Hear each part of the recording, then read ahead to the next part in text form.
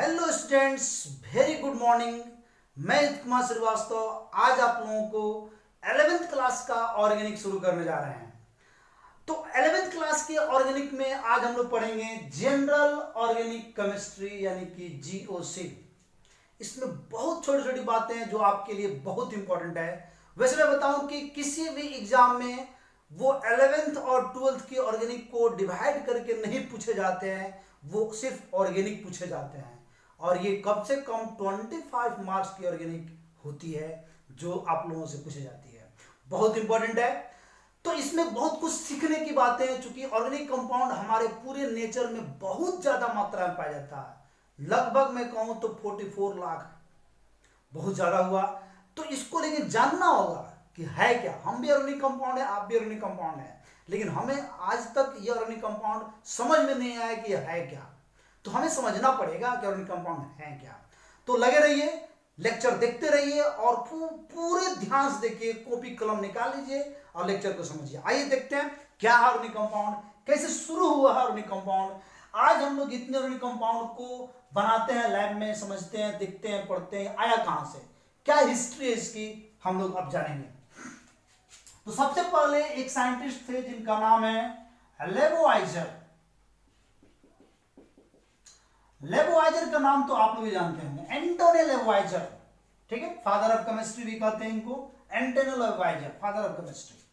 तो लेबोवाइजर जो है ये 1780 में, 1780 में इनके द्वारा बताया गया था कि there are two sources for finding organic compound. क्या बताया गया था कि there are two sources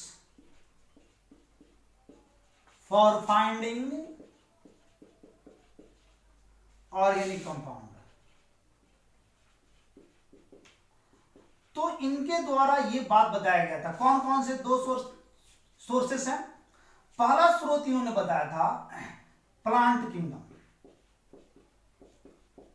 plant kingdom इन्होंने पहला स्रोत बताया था। सेकंड इन्होंने क्या बताया था?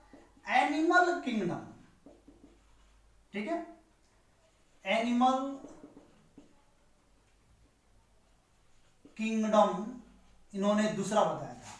तो प्लांट और एनिमल किंगडम ये दो हम लोग भी जानते हैं कि ये दोनों लिविंग थिंग है।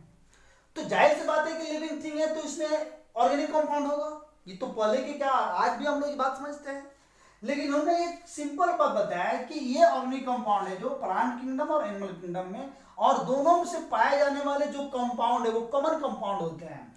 क्या क्या कंपाउंड होते हैं? लगभग इनमें हम लोग जो कंपाउंड देखते हैं वो लगभग सेम ही होते हैं। फैट पाया जाता है जो लगभग सेम है।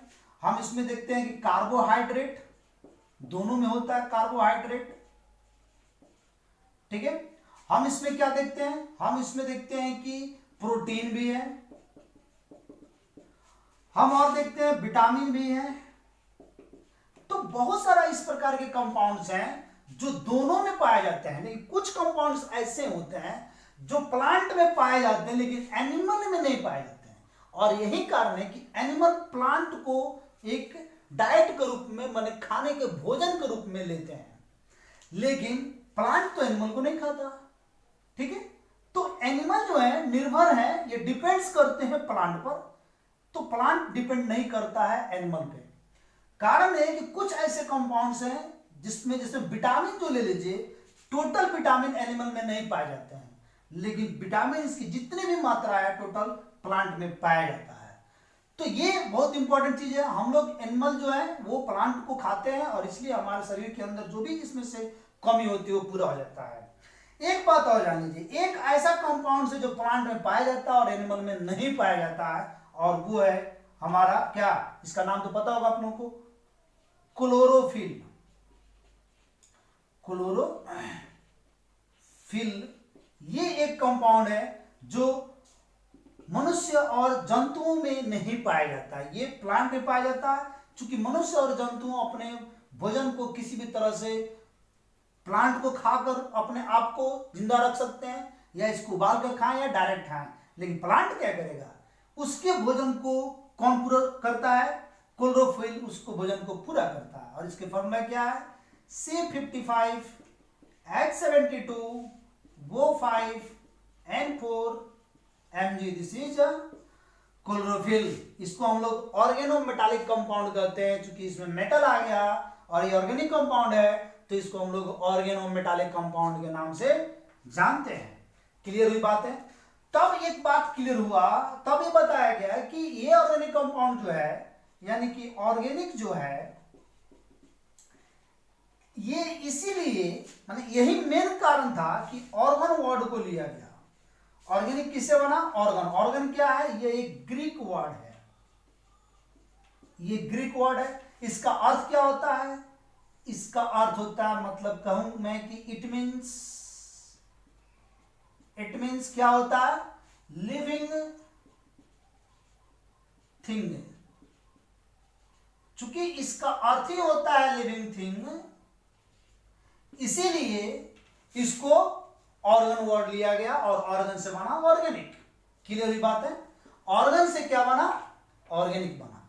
तो यहां तक तो सब ये कहानी था, लेकिन अब यहां पे एक साइंटिस्ट आते हैं जिनका नाम है बर्जेलियस। इनके बारे में भी तो बहुत फेमस है, 10th में पढ़ना था बर्जेलियस के बारे में। तो अब आते हैं यहां पे बर्जेलियस साहब, ठीक है। तो बर्जेलियस का ये कहना था, इनका जो 1779 में इन्होंने ये मतलब लॉ दिया था, और ये लॉ 1779 से चला कब तक? ये चला 1846 तक। क्योंकि 1846 में इसको काट दिया गया, इसका अवॉइड किया गया। तो बर्जेलियस का क्या कहना था? बर्जेलियस कहता है, ये एक जर्मन साइंटिस्ट थे, मतलब जर्मन कह सकते हैं, इंग्लैंड का भी साइंटिस्ट मान सकते हैं आप। तो ये एक जर्मन साइंटिस्ट थे। इनका ये कहना है कि organic compound can not be created, can not be prepared in laboratory. ठीक है, आज भी हम लोग तो जनरली मतलब प्रिपेयर कर लेते हैं आज के डेट में, लेकिन उस समय इन्होंने कहा था कि organic compound can not be prepared in laboratory, but it was prepared by a great force. वो ग्रेट फोर्स कौन हो सकते हैं? By a great force, this is called vital force theory. वो ग्रेट फोर्स कौन है? तो बर्जेलियस ने क्या दिया? बर्जेलियस ने एक लॉ दिया जिसका नाम है वाइटल फोर्स थ्योरी। और ये 10th से पढ़े थे आप लोग, वाइटल फोर्स थ्योरी। वाइटल का अर्थ क्या होता है? वाइटल का अर्थ क्या होता है? जीवन, जीव होता है, जो जीवन को बनाता है, जो जीवन को बनाने वाले सिद्धांत है, जो थ्योरी है, this is called vital force theory.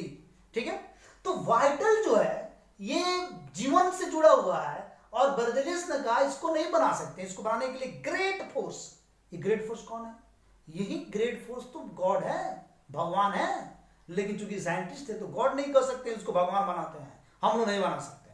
इन्होंने कहा कि उसको बनाने के लिए एक महान शक्ति, एक बड़े शक्ति की जरूरत है। वो बड़ा शक्ति कौन है? जिसे जो शक्ति हमें और आपको दोनों को निर्माण करता है, ये इस पूरे यूनिवर्स में जो मतलब किंगडम है, जो भी मतलब एनिमल किंगडम और प्लांट किंगडम है, दोनों को निर्माण करता है, वो है गॉड। यानी उसी को हम लोग वाइटल फोर्स थ्योरी कहते हैं।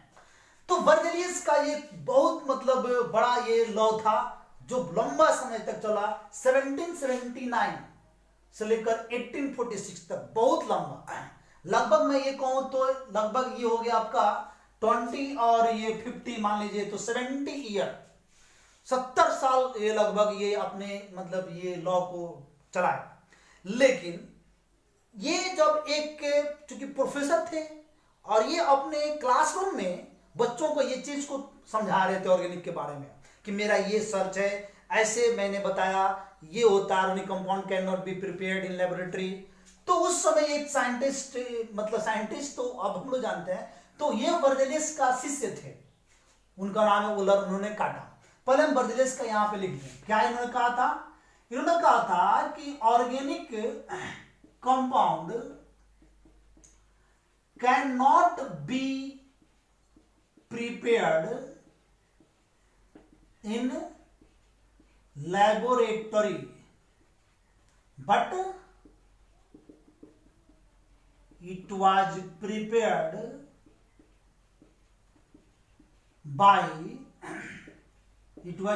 by a great force prepared by a great force known as vital force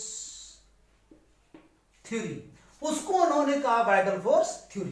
तब आते हैं यहां पे कौन सा, वोलर, ये वोलर भी यहां बताते हैं हम। तो वोलर साहब अब आते हैं जो इसी बर्जेलियस के शिष्य थे।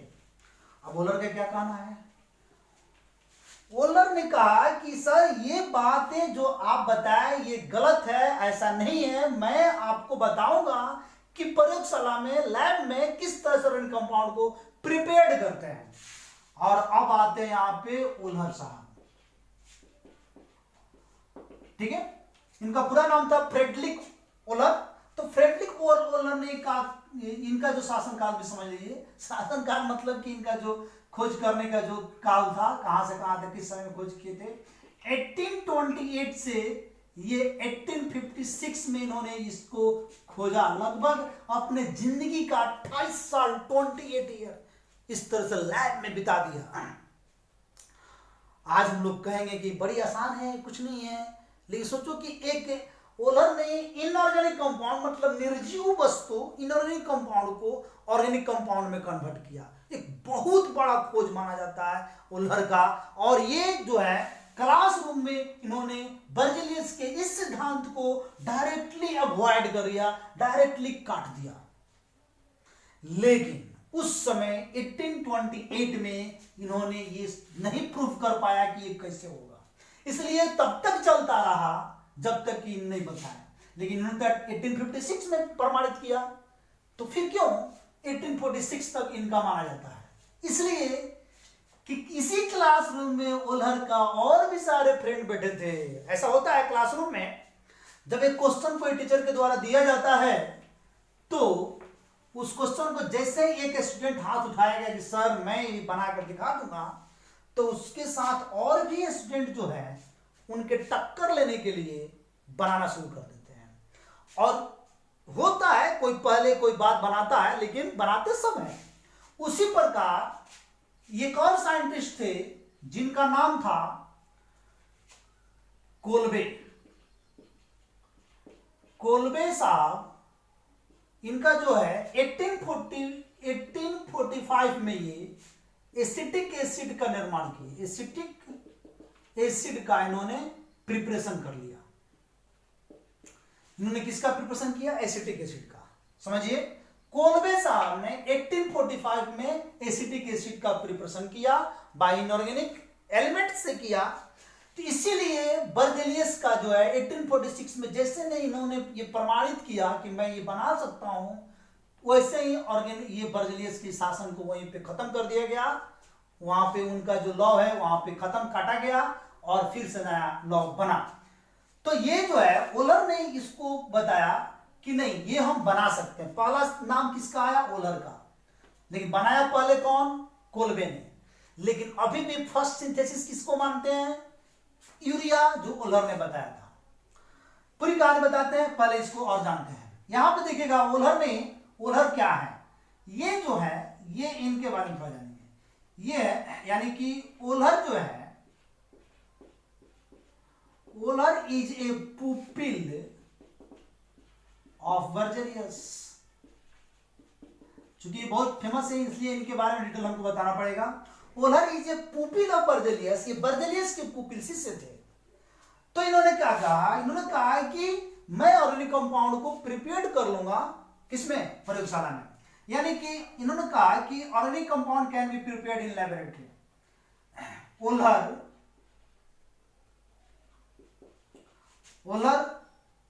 synthesized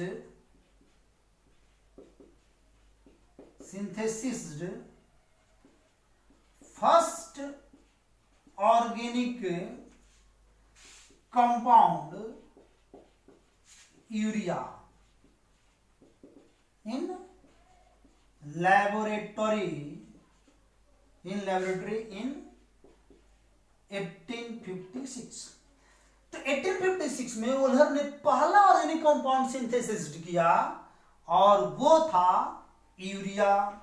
कौन है, यूरिया का इन्होंने पहला ऑर्गेनिक कंपाउंड सिंथेसिस किया। कैसे इन्होंने प्रिपरेशन किया इसको देखते हैं।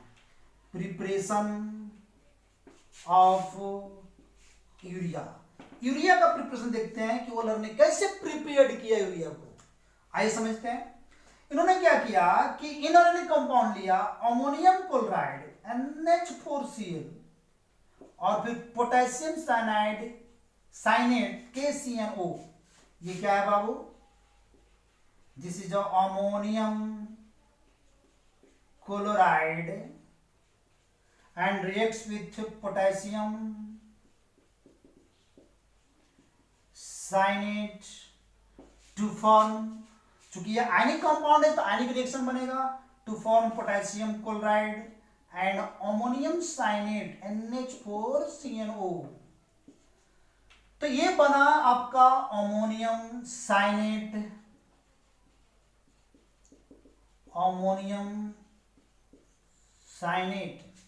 और देखो यहां हटाते हैं, शायद नीचे नहीं दिखाई देगा आप लोगों को। चलिए इसको यहां पे लाते हैं। अब ये अमोनियम NH4CnO को इनके द्वारा रीअरेंजमेंट रिएक्शन कराया गया। ध्यान देंगे इस बात को, रीअरेंजमेंट रिएक्शन कराया गया। और तब रीअरेंजमेंट रिएक्शन से इनको क्या प्राप्त हुआ? NH2 को NH2, ये मिले यहां से यूरिया। दुलार से, दुलार का नाम है इनका, मैं इनको दुलार से पुकारता हूं। NH2 को NH2, ठीक है। वैसे भी इनका एक और नाम है, ये नाम है इनका डाईएमीन कीटोन। कीटोन है बीच में, दो एमीन है, डाईएमीन कीटोन। तो इस प्रकार पहला ऑर्गेनिक सिंथेसिस कंपाउंड हम लोग मानते हैं यूरिया को, चूंकि इन्होंने पहली बार शुरुआत 1828 में किया था। भले ही लेट से दिया था, लेकिन इन्होंने कंप्लीटली ऑर्गेनिक कंपाउंड से इनऑर्गेनिक कंपाउंड से ऑर्गेनिक कंपाउंड को बनाया था। बाकी लोग एलिमेंट से बनाया था, जैसे में कोलबे साहब आते हैं ये 1846 में, और कोलबे साहब ने बनाया एसिटिक एसिड, तो ये एलिमेंट्स से बना दिया। इसके बाद से एक और साइंटिस्ट आते हैं। साइंटिस्ट क्या मतलब, इनके फ्रेंड समझिए, ओलर के और कोलबे के। तो इनके एक और फ्रेंड थे बर्थेलॉट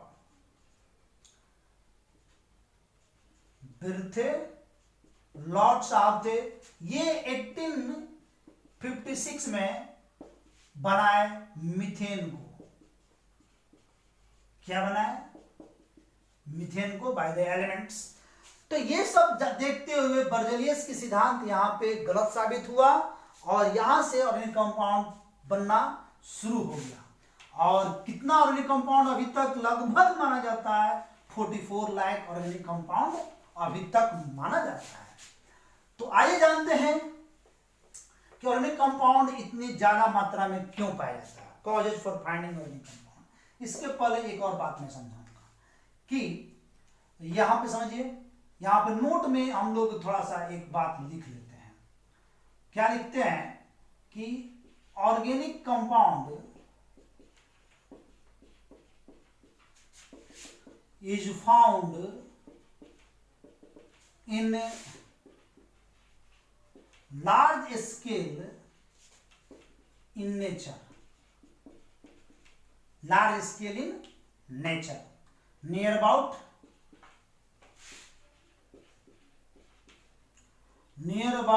44 लाख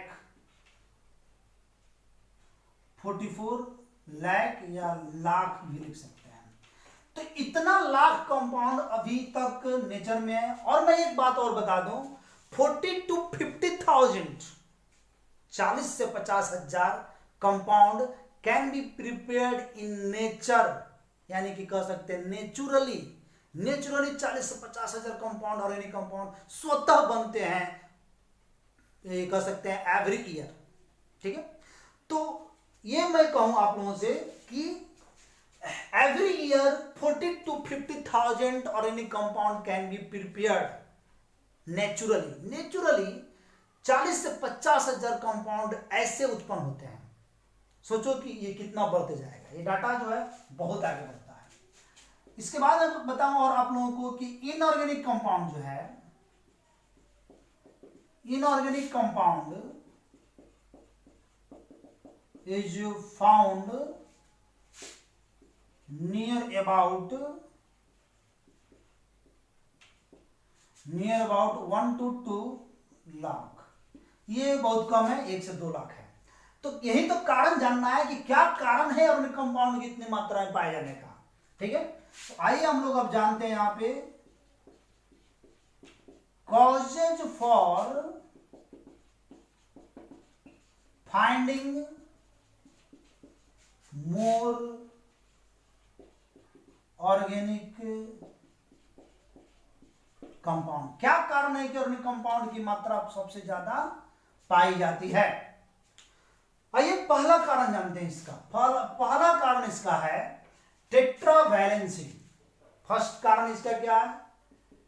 टेट्रावैलेंसी। बहुत बड़ा कारण है टेट्रावैलेंसी। कैसे टेट्रावैलेंसी होता है? कार्बन है, एटॉमिक नंबर 6 होता है, इसका निकालेंगे तो 1s2 2s2 2p2। ठीक है, चलिए 2s2 में एक ऑर्बिटल्स s में होते हैं और इसके पास 2 इलेक्ट्रॉन हो गए। 2p2 p के पास कुल 3 ऑर्बिटल्स होते हैं और इलेक्ट्रॉन की संख्या 2 है। लेकिन ये जो है ये ग्राउंड स्टेट में होते हैं, ग्राउंड स्टेट होते हैं, यानी कि नॉर्मल स्टेट है। ठीक है, यही जब ये एक्साइटेड स्टेट में जाएंगे,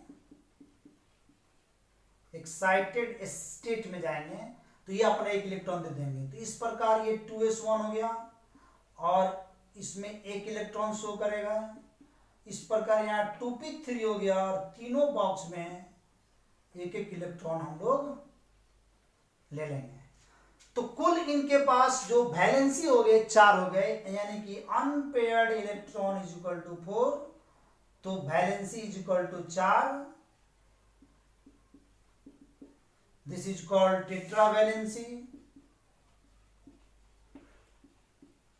और tetravalency is represented by C, represented by C ऐसे। ठीक है, इसको इस तरह से हम लोग रिप्रेजेंट करते हैं, ये रिप्रेजेंट करते हैं इस तरह से। और कौन बताया है रिप्रेजेंट करने के लिए ऐसे? तो ये बताया है, इसको पूरा रिप्रेजेंटेशन कौन बताया है? वॉन हॉफ के द्वारा। वॉन हॉफ ने इसको रिप्रेजेंट करने का तरीका बताया है। और ये एक बड़ा रीजन है और ये कंपाउंड को मात्रा अधिक मात्रा में पाए जाने का, क्योंकि चारों तरफ से कंपाउंड एलिमेंट्स को जोड़ने की क्षमता रखता है। ठीक है, फर्स्ट मेथड आपने बताया, फर्स्ट कॉजेज बताया कि क्यों ऑर्गेनिक कंपाउंड ज्यादा होता है। चलिए सेकंड प्रोसेस जानते हैं। सेकंड हम लोग जानते हैं कि क्या कारण है इसका। सेकंड में जो है ये मैं आप लोगों को बताऊंगा इसमें कि एक आता है कैटेनेशन, कैटेनेशन प्रॉपर्टीज, या कैटेनेशन प्रॉपर्टी ऑफ कार्बन,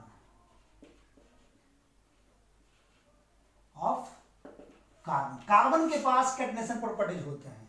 क्या होते हैं? सेल्फ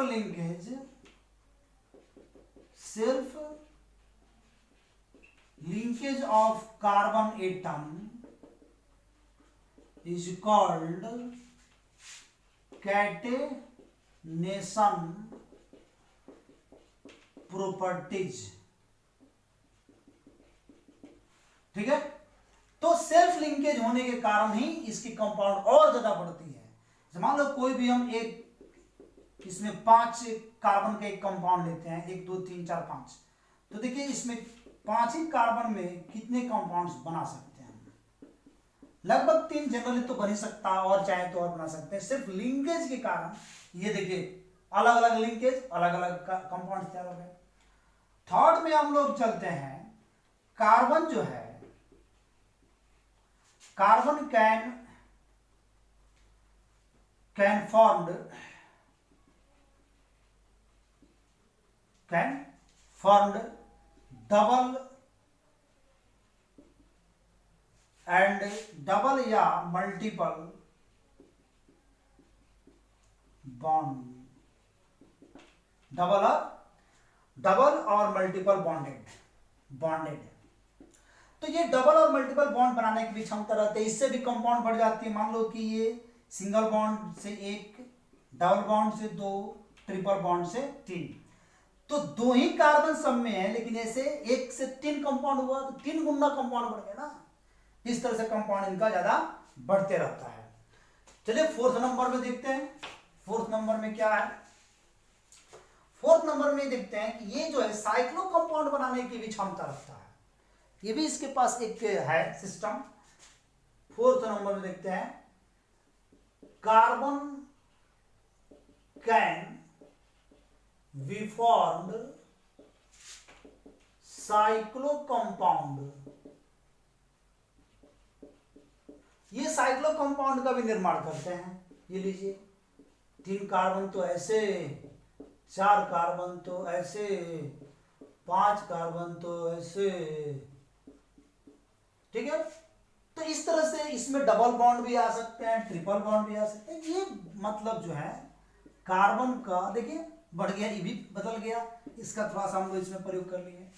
6 कार्बन है तो ऐसे एकदम लगते रहता है, बस 3 है तो ट्रायंगल, 4 है तो स्क्वायर, ठीक है, 5 है तो पेंटागोनल, 6 है तो हेक्सागोनल। इस तरह से लेते रहना, सबके बीच कार्बन के बीच एंगल बनाते रहना है। तो ये चौथा नंबर था, ठीक है। पांचवा नंबर जानते हैं कि ये क्या करते हैं कि अदर एलिमेंट से भी कंबाइंड होकर कंपाउंड निर्माण करते हैं। तो कार्बन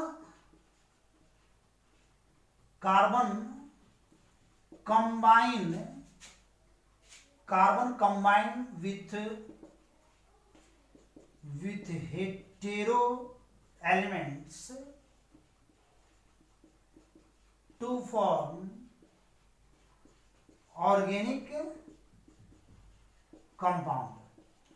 ये हेटेरो एलिमेंट्स से मिलकर ऑर्गेनिक कंपाउंड के निर्माण कर लेता है। जैसे में हेटेरो एलिमेंट्स क्या है, जैसे में ये कार्बन कार्बन, तो यहाँ पे ऑक्सीजन, देखिए कार्बन कार्बन कार्बन कार्बन, यहाँ पे सल्फर आ गया, कार्बन कार्बन, यहाँ भी सल्फर आ जाएगा। तो इस तरह से भी कंपाउंड का निर्माण करते हैं। कार्बन कार्बन कार्बन, यहाँ पे नाइट्रोजन आ गया। तो ऐसे भी ये बनाकर अपने आप को बढ़ाते हैं। और लास्ट में आप लोगों को बताऊंगा, और वो है 6th नंबर, जो ये कोई भी ऑर्गेनिक कंपाउंड जो है ये आइसोमेरिज्म का भी निर्माण करते हैं। छठा नंबर देखिए, ये जो है organic compound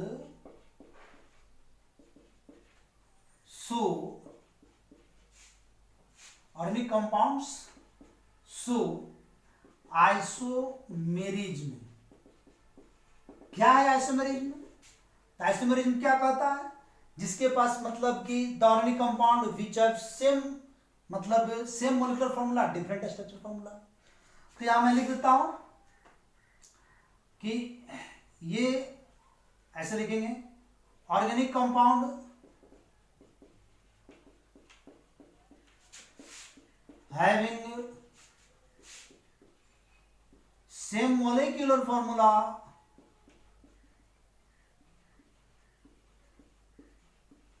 but different structural formula